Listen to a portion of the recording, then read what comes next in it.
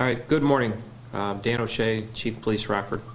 Here today just talking about some of the recent gun violence and some of the cases and homicides that have occurred over the last couple weeks. The recent spike in violence is causing some great concern, not obviously just for the police, but for the residents as well, and the business owners.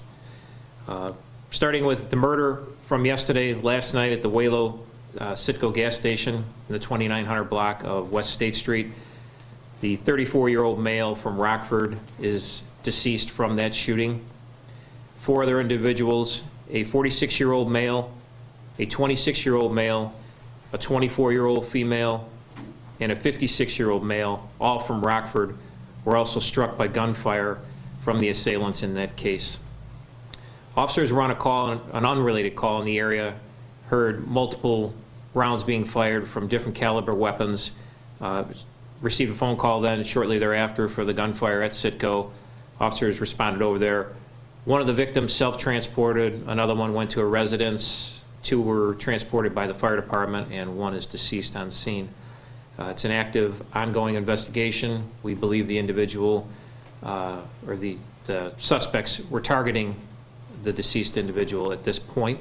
However, it's an active, ongoing investigation. Anything can transpire during that investigation, so it may change. We do believe it's targeted at this point, though.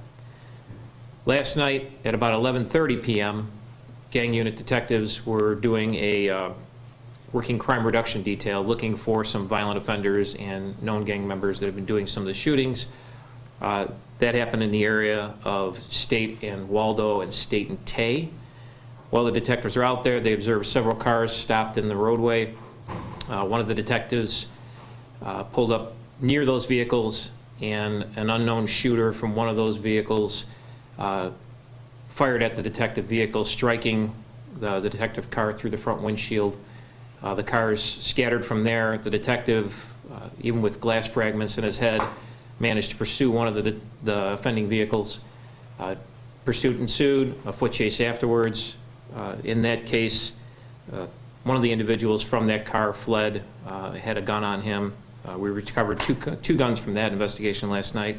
22-year-old Dontrell Brown from that case last night was charged with UUW by a felon, UUW by a street gang member, unlawful use of a weapon is what UUW is, possession of a stolen firearm, no FOID, and also resisting arrest. It's 2 more guns off the street. 2 other individuals in that vehicle were not charged as of yet. It's obviously an open case, and the State's Attorney's Office is reviewing all the facts, so more to come on that. The picture of that individual will be up here shortly, of Dontrell Brown. Another investigation that occurred yesterday, all within the same 24-hour period. Gang unit detectives were looking for certain individuals who have been suspected of doing several shootings in the area. They located a car at 15th and Nelson. During this stop in the afternoon, there were 5 individuals, 4 adult males and 1 juvenile inside this vehicle. When the officers made the stop, the individuals refused to come out of the car. It lasted probably over a half hour, 45 minutes that they refused to exit the vehicle. Officers deployed an armored truck to the area. Eventually the suspects surrendered. 4 adult males were charged in that case. There will be a press release handed out right after this with the names of the individuals as well as their photos. They are all street gang members, and some of the charges are unlawful use of a weapon by felon, unlawful use of weapons by street gang members, defacing serial numbers off of firearms.